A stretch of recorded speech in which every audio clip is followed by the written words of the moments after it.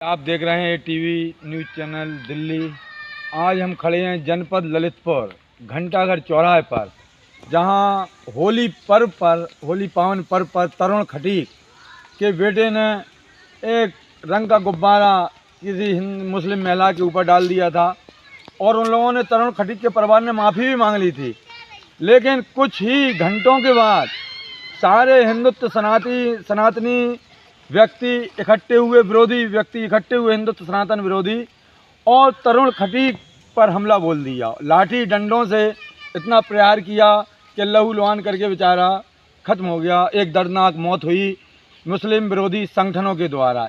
इसके उपलक्ष्य में पूरा भारतीय हिंदू परिषद ललितपुर जनपद के अंदर सारे हिंदूवादी संगठन इकट्ठे हुए घंटाघर ललितपुर में, और सारे हिंदूवादी संगठन भारतीय हिंदू परिषद के प्रदेश प्रभारी रमेश खटीक जी, बजरंग दल के शुभम कौशिक जी और RSS राष्ट्रीय स्वयंसेवक संघ के प्रभारी हमारे ब्रजेंद्र सिंह भी मौजूद रहे, जिन्होंने श्रद्धांजलि दी तरुण खटीक के लिए। और आज एक हिंदुत्व सनातन की झलक ललितपुर के अंदर देखने को मिली और चेतावनी भी दी, अगर मुस्लिम विरोधी मुस्लिम लोग अगर हिंदू सनातन के लिए ऐसा ही आक्रमण करते रहेंगे तो जनपद ललितपुर नहीं पूरे प्रदेश में और राष्ट्र में एक उग्र आंदोलन होगा। सारे हिंदुत्ववादी संगठनों ने यह चेतावनी दी। जगह दे दो, जगह कर लो।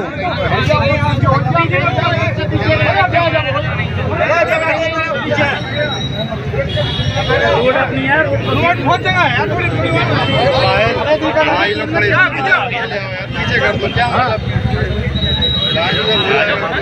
ले तो कर ले, तुम तो आजा बेटा। अरे भैया महाराज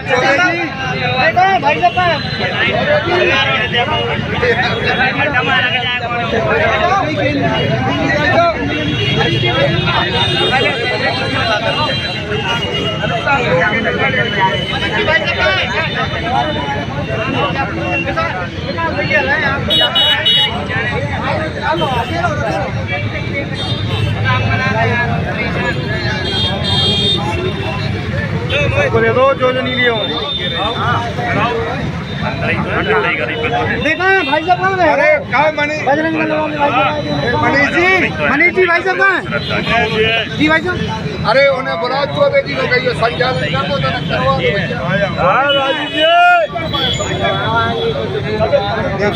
हाँ भाई साहब आप आ जाओ।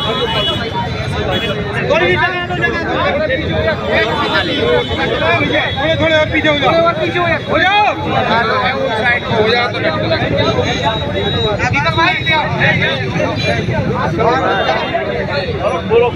बोलो आगे आ जाओ, थोड़ा भाई हैं, आओ।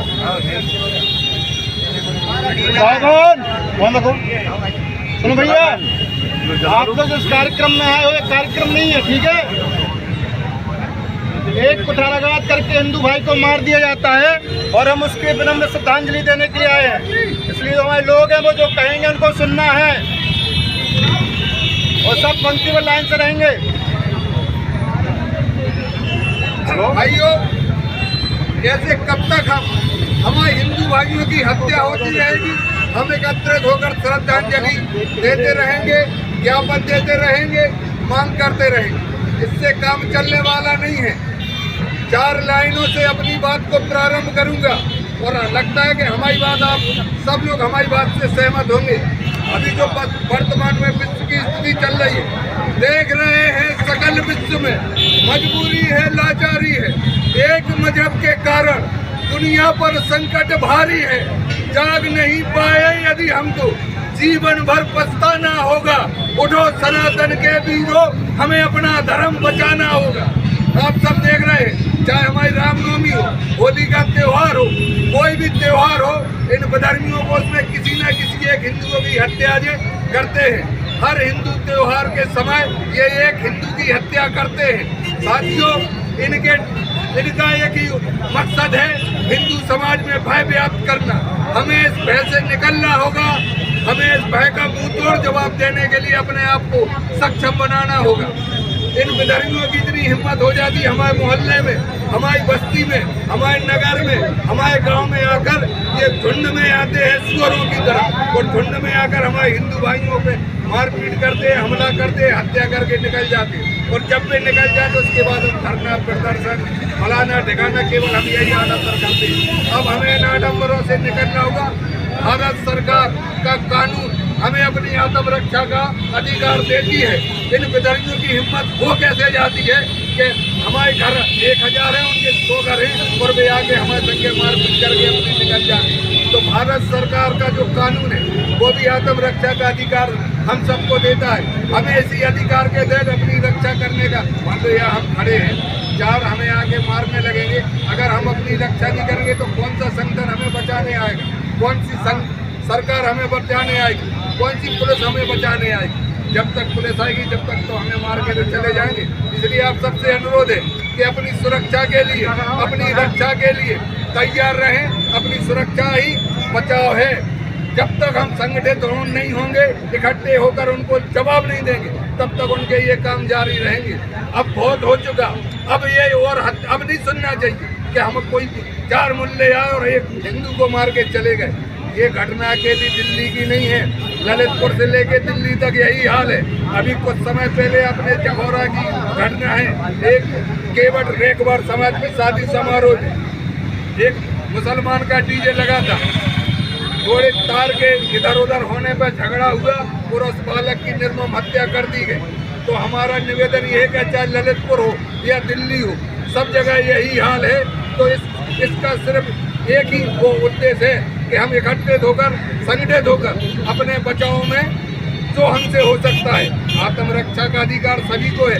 सेल्फ डिफेंस में गोली कई बार प्रशासन को भी चलानी पड़ती है। तो अगर कोई अपराधी गोली चलाएगा तो पुलिस उसका मुंह तोड़ जवाब देती है। आपको भी अपनी रक्षा का अधिकार है।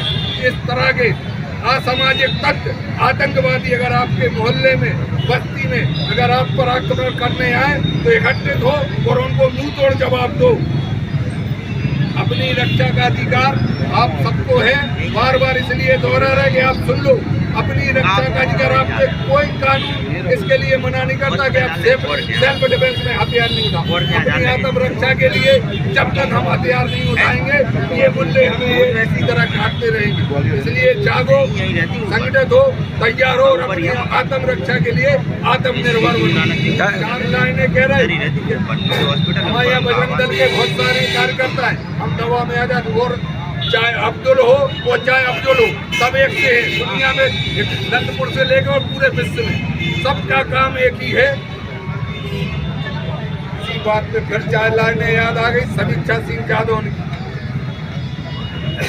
कि कोई भी ओहदा दे दो ये उन्मादी ही निकलेगी, जिसमें खाएंगे ये उसकी ही बर्बादी निकलेंगे।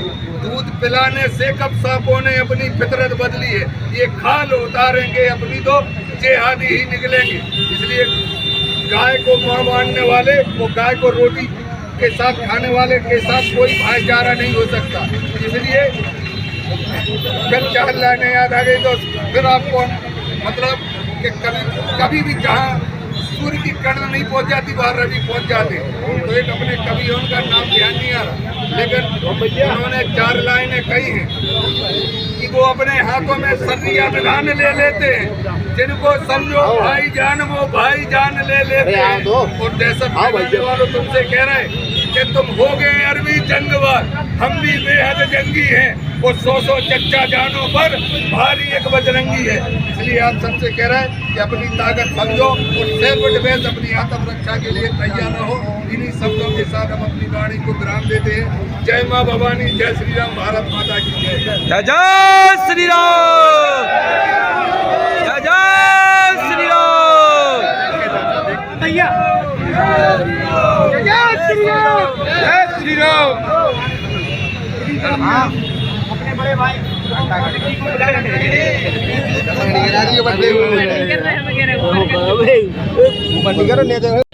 ये होली के रंग बनाएंगे, ये होली के रंग बेचेंगे, लेकिन अगर इनके ऊपर धोखे से छींटे चले आते तो मार देते।